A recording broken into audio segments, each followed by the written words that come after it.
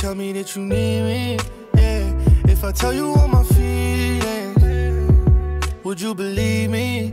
Yeah. What if I told you? Di Sisipol ini kekeluarganya sangat akrab gitu kan, baik sesama dosen maupun sesama karyawan.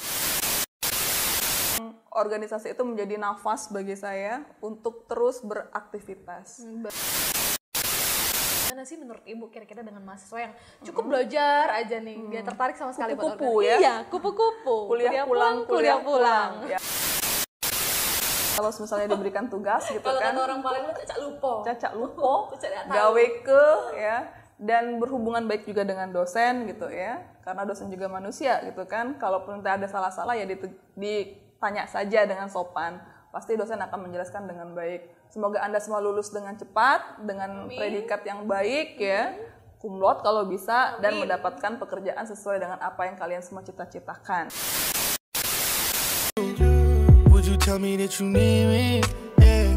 If I tell you all my feelings, would you believe me? Yeah. What if I told you? Hai guys, balik lagi sama Tiara di Halo Chandra di Muka. Dan seperti biasa di Chandra di Muka TV, kita bakal mendatangkan tamu-tamu yang tentunya luar biasa banget berkaitan dengan Chandra di Muka.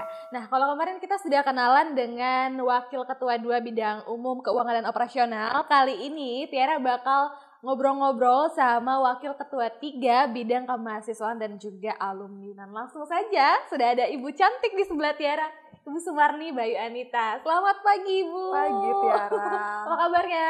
Baik, alhamdulillah. Alhamdulillah, cantik banget nih guys. Seperti auranya sudah terlihat bahagia nih di sebelah Tiara. Oke, jadi Ibu selaku Wakil Ketua 3 Bidang kerjasama, kemahasiswaan dan alumni. Oke, kerjasama, kemahasiswaan dan alumni. Jadi Ibu dekat sekali dengan mahasiswa pasti kan? Deket-deket. Oke, kalau boleh tahu Bu, udah berapa lama sih di Sisipol Chandra di Muka? Saya bergabung di Sisipol itu sejak tahun 2012, tepatnya di bulan Agustus. Jadi kemarin setelah lulus dari S2 dari Gajah Mada, langsung pulang kampung nih ke Palembang, kota tercinta. Dan langsung memasukkan lamaran ke Sisipol Chandra di Muka. Alhamdulillah hari ini masukin, besok keterima Sisipol. Alhamdulillah, langsung keterima ya? Iya. Waktu itu ngelamar jadi dosen atau? Jadi dosen dulu, Okay. dosen ilmu komunikasi. Kemudian saya langsung diminta untuk bertemu sama Bu Sari, kan selaku Ketua Sisipol Chandra di Muka.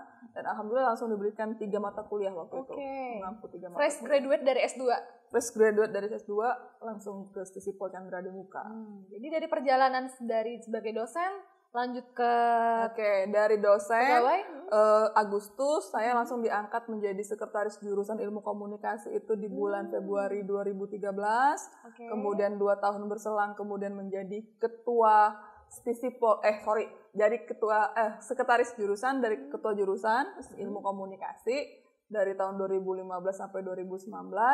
Kemudian 2019 sampai sekarang, nanti 2023 jadi wakil ketua bidang 3. Oke, banyak sekali nih prestasinya guys ya. Jadi bertahap step by step. dari dosen, terus jadi sekretaris jurusan, sekarang ketua jurusan, sekarang wakil ketua jadi bidang wakil ketua bidang 3. Wow, ini kan cukup pencapaian cukup luar biasa ya Bu untuk usia Ibu yang masih muda. Masih muda tentunya dan sudah dekat dengan mahasiswa banyak nih. Itu memang passion Ibu sebagai dosen atau memang pengen jadi dosen nih dulu cita-citanya atau memang kecemplung aja nih di dunia perkomunikasi dan dosen? Oke. Kalau jadi dosen itu memang baru sebenarnya. Dari kecil itu sebenarnya cita-cita saya pengen jadi dokter anak. Cita-cita semua anak. Semua anak pengen jadi dokter anak biar bisa nyuntik-nyuntik gitu ya. Tapi kemudian ketika saya SMA, saya bergabung di salah satu wartawan pelajar di Sriwijaya Pos tepatnya di Lepas. Jadi saya kemudian tertarik di ranah komunikasi. Makanya kemudian ketika kuliah saya memilih di D3 PR UGM. Kemudian lanjut di S1 Ilmu Komunikasi 11 Maret Solo. S2-nya di Kajian Budaya dan Media UGM lagi. Makanya kemudian passion di ilmu komunikasi sangat besar. Setelah itu berpikir kayaknya saya pengen men-share apa yang saya dapat ini ke para mahasiswa saya. Jadilah dosen. Jadi pendidik ya. Jadi pendidik. Oke, kalau begitu. Jadi dari D3, S1, S2 semuanya komunikasi. Komunikasi linier. Komunikasi linier. Wow, mantap sekali. Oke, terus dari Ibu masuk sebelum Stisipol jadi yang sekarang, apa sih perkembangan yang Ibu rasakan? Luar biasa. Saya kemarin pertama kali datang ke Stisipol itu gedungnya masih ya sangat sederhana sekali gitu ya. Bahkan yang sekarang jadi ruangannya Tiwi itu plafonnya hampir mau jatuh. Pokoknya lembab banget. Itu tahun berapa? Itu tahun 2012. Baru kemudian ada perbaikan gedung A. Setelah perbaikan gedung A baru pembuatan gedung yang di sini. Jadi saya juga sangat bersyukur sekali bahwasanya ikut melihat secara langsung bagaimanakah perkembangan Stisipol sangat drastis sampai sekarang saya bisa duduk di sini seperti itu. Ya. Bangga kan? Bangga banget dong. Jadi mungkin teman-teman mahasiswa yang di Stisipol Chandra di Muka pasti sudah tahu lah ya sama Sumarni Bayu Anita. Tapi mungkin banyak juga yang nggak tahu nih apa saja yang Ibu Sumarni Bayu Anita rasakan baik itu pun suka maupun duka yang ada di Stisipol Chandra di Muka. Iya kan? banget. Mukanya berkaca-kaca. Ada mau diceritain mungkin Bu tentang perjuangan dari Stisipol Chandra di Muka sendiri yang Ibu lihat dan rasakan? Jadi memang sejak awal saya berkecimpung di Stisipol ini kan sebagai seorang pendidik gitu ya. Jadi bertemu dengan berbagai macam karakter mahasiswa. Mulai dari yang rajin nih kayak Farhan, Ibai ataupun Wendra gitu kan. Tapi ada juga mahasiswa yang mungkin dulu menganggap saya sebelah mata gitu kan. Ini dosen muda banget gitu kan. Betul. Bisa ngajar atau enggak atau cuma bisa ngasih tugas doang gitu kan. Digodain juga enggak? Ya pernah juga digodain, tapi pernah juga dianggap remeh dan lain sebagainya. Jadi itu suka dukanya seperti itu. Bahkan sampai ada mahasiswi itu yang mau ngelaporin saya ke polisi gitu kan. Iya. Kenapa, Bu? Jadi ada suatu permasalahan mungkin saya menegur dia di kelas kemudian dia tidak terima gitu kan. Padahal memang salah dia gitu ya. Cuma pada akhirnya selesai di Stisipol Chandra di Muka, nggak jadi dipolisikan gitu kan. Dan dia minta maaf ke saya. Ya udah selesai urusannya. Ya mudah-mudahan dia udah lulus sih. Mudah-mudahan cepat selesai. Kemudian kalau permasalahan dengan para dosen kayaknya nggak ada. Semuanya lancar-lancar saja. Saya juga cukup bahagia. Di Stisipol ini kekeluargaannya sangat akrab gitu kan. Baik sesama dosen maupun sesama karyawan. Dan sekarang juga setelah berjalan tahun ke-9 di Stisipol, mahasiswa kan sudah mulai mengerti bagaimana karakter seorang Bu Nita gitu kan. Kalau ngerjain tugasnya kayak gimana. Dan kalau untuk mendapatkan nilai A kayak gimana. Dan akhirnya ya saya merasa memang Stisipol Chandra di Muka tempat saya untuk berkembang gitu kan. Dulu waktu jadi tahun 2012 saya sempat mengajar di 2 tempat selain di Stisipol. Tapi kemudian memilih untuk menjadi dosen tetapnya di Stisipol Chandra di Muka. Oke, mantap sekali. Jadi kegiatan Ibu selain sebagai seorang ibu juga, sebagai seorang istri dan juga sebagai seorang pendidik di Stisipol Chandra di Muka, apakah ada kegiatan lain di luar, Bu? Kegiatan di luar saya selalu suka berkomunitas gitu ya. Sejak dari SD malah SMP, SMA selalu ada komunitas. Dan sekarang ketika saya jadi dosen pun komunitas di ranah Aspikom, di ranah ISKI maupun juga di Genpi Sumsel di pariwisata itu tetap dilakukan. Wow. Oke, menarik nih mengenai masalah organisasi. Tapi mungkin itu dulu kali ini kita ngobrol sama Bu Nita, nanti kita bakal nyambung lagi mengenai organisasi dan juga apa saja sih yang ada di bidang 3 tentang kemahasiswaan. Oke, maka dari itu kalian jangan kemana-mana, tetap di Chandra di Muka TV. Would you tell me that you need me? Yeah. If I tell you all my feelings, would you believe me? Yeah. What if I told Oke, balik lagi sama Chandra di Muka TV dan tadi kita udah ngobrol-ngobrol sama Bu Nita, tentu saja tentang kegiatan beliau sehari-hari dan bagaimana suka duka dia di Stisipol Chandra di Muka. Nah, menarik nih, tadi Ibu bilang masalah organisasi. Ibu aktif sekali di organisasi. Organisasi apa aja yang sudah Ibu ikuti? Mungkin dari kuliah sampai sekarang yang masih Ibu aktif? Banyak banget kalau mau ngomongin tentang organisasi apa saja. Tapi yang jelas dalam setiap kali saya dalam periode itu pasti ada komunitas yang saya ikuti. Selain dari bekerja ataupun kuliah seperti biasa gitu kan. Kalau sekarang tadi yang seperti saya sebutkan ya aktifnya di Aspikom. Jadi sembari kita wawancara saya lagi nge-zoom nih sama ke Aspikom. Aspikom Pusat, kemudian ISKI, Ikatan Sarjana Komunikasi Indonesia, sama Genpi. Genpi itu Generasi Pesona Indonesia, jadi bergerak di ranah pariwisata. Oke, menarik. Jadi kemarin kan ketika S2 kan saya di kajian budaya dan media, kebetulan memang tesis saya itu mengangkat tentang budaya. Saya mengangkat tentang pempek Palembang, gitu kan. Bukunya mungkin ada di depan, bisa dilihat. Jadi saya memang tertarik ataupun concern di ranah budaya, khususnya di budaya Palembang. Jadi kemarin juga masuk di tim ahli Pemprov Palembang untuk dilaporkan ataupun diikutkan ke UNESCO gitu ya di tahun 2021. Jadi saya ikut dalam tim ahlinya. Jadi memang organisasi itu menjadi nafas bagi saya untuk terus beraktivitas. Berkarya. Jadi pernah kemudian dilarang untuk ikut organisasi, saya bilang saya nggak bisa. Di rumah oke, ya, di kerjaan oke, komunitas jalan juga. Berbarengan. Jadi di luar dari sebagai tenaga pendidik juga sebagai Ntar saya stres kalau disuruh bengong aja di rumah Tiara. Berarti Ibu cukup aktif, bahkan aktif sekali ya Bu di dalam organisasi dari kuliah sampai dengan bekerja sampai saat ini, dan Ibu juga menduduki pernah jadi ketua umum ya. Jadi minimal jadi ketua bidang lah gitu ya. Kalau cuma sekedar anggota kayaknya cukup jarang. Kalau cukup anggota mungkin dia nggak bakal kerja di organisasi itu, makanya harus dikasih tanggung jawab ya biar dia bisa kerja di situ. Dengan kaitan dengan Sisipol Chandra di Muka, adakah organisasi-organisasi Ibu yang relate dengan pekerjaan Ibu yang sekarang? Sangat berkaitan. Jadi semua organisasi yang saya ikuti harus berkaitan dengan apa yang saya kerjakan. Jadi di sini saya kerja, di situ saya cari ilmu seperti itu. Jadi misalnya sekarang kan saya di bidang 3. Bidang 3 itu kan mengampu di ranah kerjasama, kemudian kemahasiswaan dan alumni.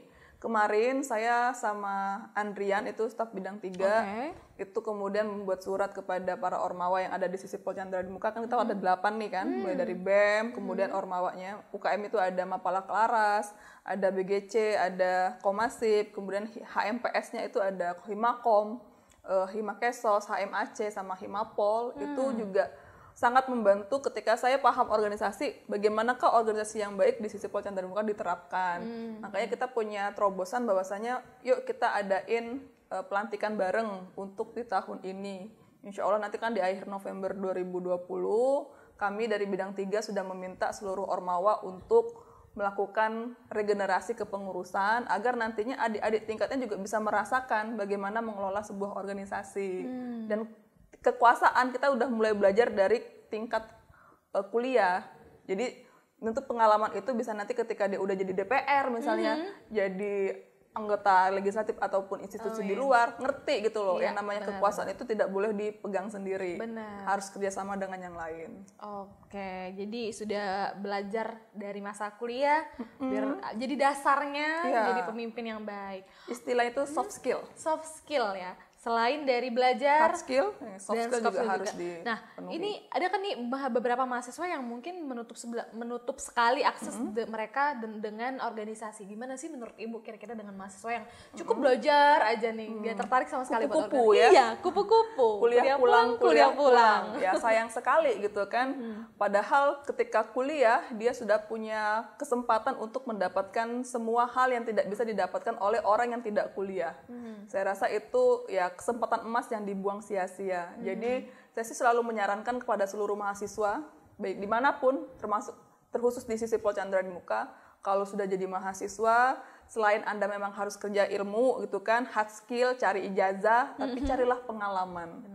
Kenapa? Karena nanti ketika Anda lulus kuliah, ketika Anda mau cari kerja, rentang kalian jadi pengangguran itu sangat sebentar. Karena Anda sudah punya sertifikat-sertifikat yang bisa membantu Anda meyakinkan orang yang mau terima kerja Anda punya kemampuan di situ. Kayak Farhan misalnya gitu kan, lulus IPK cum laude 3,90 misalnya, tapi nggak bisa ngapa-ngapain, nggak bisa editor, nggak bisa kameramen, jadi ngapain gitu kan? Apa yang harus dijual? Tapi ternyata IPK biasa-biasa saja, tapi bisa ngedit, bisa ngedesain, orang langsung cepet udah kerja saja sama saya. Gitu biasanya. Pesan buat mahasiswa-mahasiswa yang masih nggak mau organisasi, langsung dari wakil ketua bidang komunikasi organisasi dan mahasiswa juga.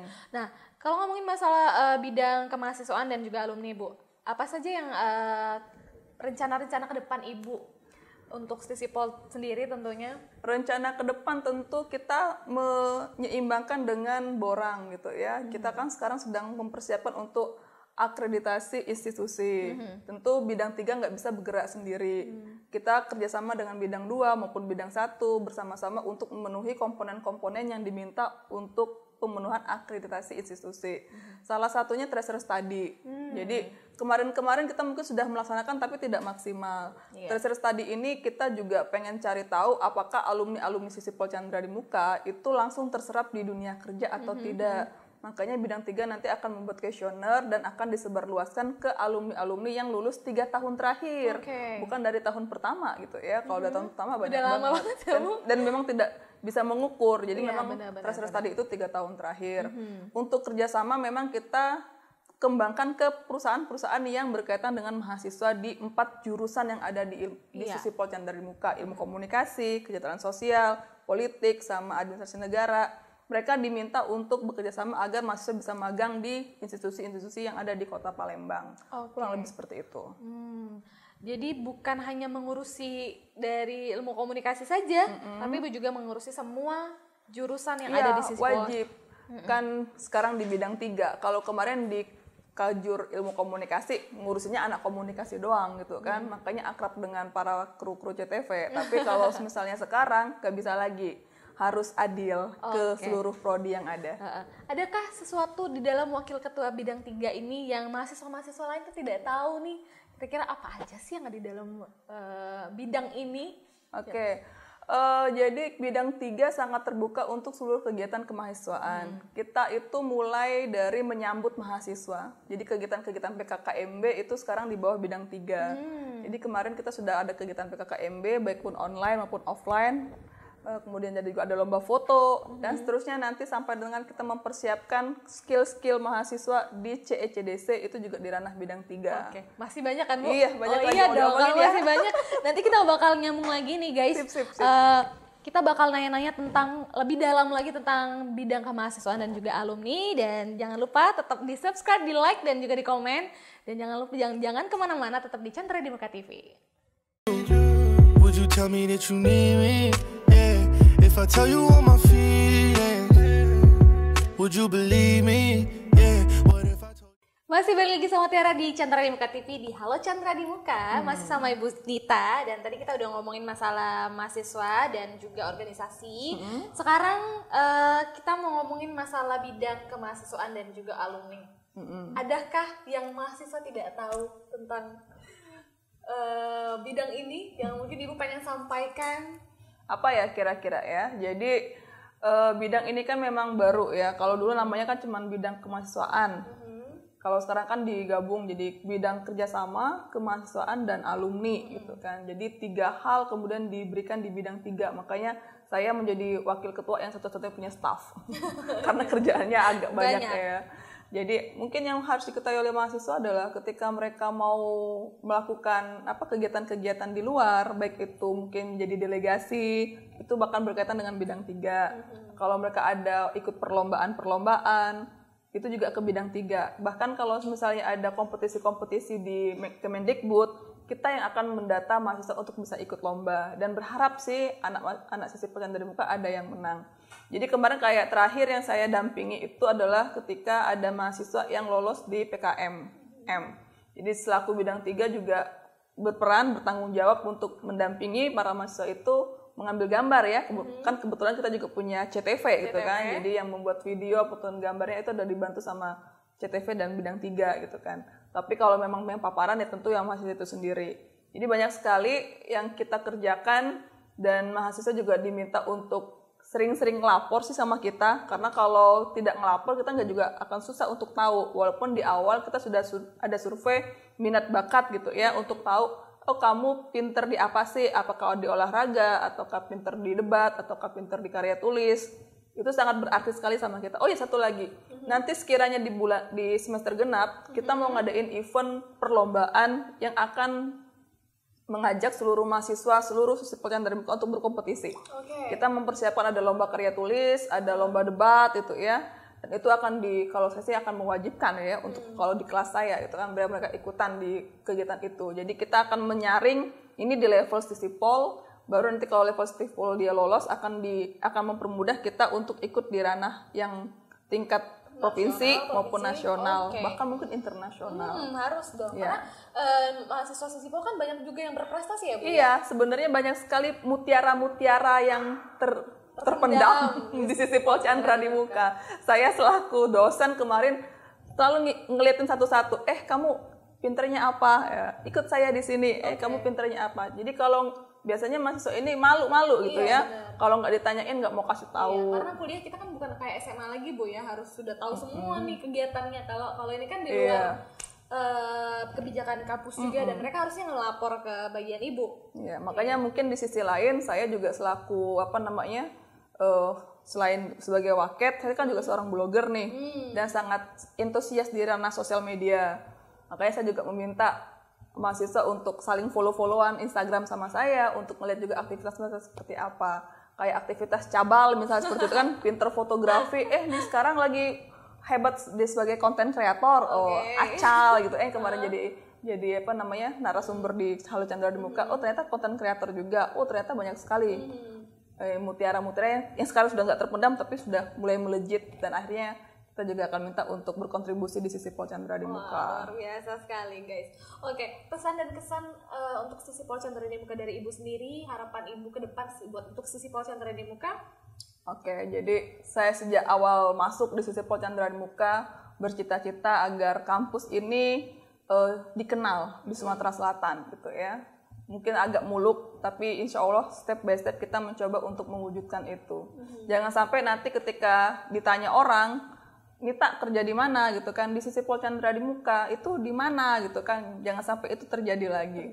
Dan untunglah ketika kemarin-kemarin saya sempat makan sate gitu ya, ada yang ngomong sisi Pol Chandra di Muka bagus loh itu ilmu komunikasinya. Wah, saya yang ikutan kedenger dari belakang bangga banget. Jadi nama kita udah mulai dikenal dan berprestasi gitu kan. Saya juga banyak berharap dari mahasiswa, memang nggak mungkin karena dosennya saja ataupun dari sisi Pol Chandra di Mukanya saja. Kalau mahasiswanya tidak ikut membantu kita untuk mengembangkan prestasi juga semuanya akan sia-sia. Jadi pesan saya, yuk kita sama-sama meningkatkan mutu dan kualitas sebagai apapun kita, entah itu sebagai wakil ketua, sebagai karyawan, sebagai mahasiswa, sebagai alumni, banggalah dengan sisi Pol Chandra di Muka. Dan terus membuat ini semakin jaya. Terus membuat sisi Pol makin jaya. Terakhir untuk mahasiswa-mahasiswa ibu tercinta. Untuk para mahasiswaku yang tercinta, terutama yang di depan, di depan YouTube Chandra di Muka TV. Karena mahasiswa ya, karena mahasiswa ya ikutilah perkuliahan dengan baik gitu ya, jalanilah perkuliahan, buatlah tugas-tugas yang diminta sama dosen. Jangan amnesia kalau misalnya diberikan tugas gitu kan. Kalau orang paling cacak lupo, gawe ke ya, dan berhubungan baik juga dengan dosen gitu ya, karena dosen juga manusia gitu kan. Kalaupun ada salah-salah ya ditanya saja dengan sopan, pasti dosen akan menjelaskan dengan baik. Semoga Anda semua lulus dengan cepat, dengan predikat yang baik ya, cum laude kalau bisa, dan mendapatkan pekerjaan sesuai dengan apa yang kalian semua cita-citakan. Amin. Aduh, oh ya, satu lagi Tiara, siap-siap untuk tanggal 28 Oktober 2020 kita akan merayakan Disnatalis sisi Pol Chandra di Muka yang ke-53. Nanti dari bidang 3 akan ada Tuibon gitu ya. Jadi semua mahasiswa dan seluruh staff dan seluruh elemen sisi Pol Chandra di Muka untuk bisa menggunakannya. Nah, sebuah pesan tersirat ya, langsung dari itu juga bukti kita bangga dengan sisi Pol gitu ya. Oke, kalau begitu terima kasih Bu Nita. Sama-sama. Udah panjang banget, udah panjang lebar kita ngobrol masalah kemahasiswaan dan juga tentang Ibu Nitanya tersendiri juga. Dan terima kasih sekali lagi Ibu sudah meluangkan waktu untuk Halo Chandra di Muka di Chandra di Muka TV. Sekali lagi jangan lupa di subscribe, di like, dan di share ke teman-teman kalian. Dan semua mahasiswa sisi Pol Chandra di Muka dan mahasiswa di luar sana tetap pantengin Chandra di Muka TV. Tiara Nespa pamit. Bye-bye. Would you tell me that you need me? Yeah. If I tell you all my feelings, would you believe me?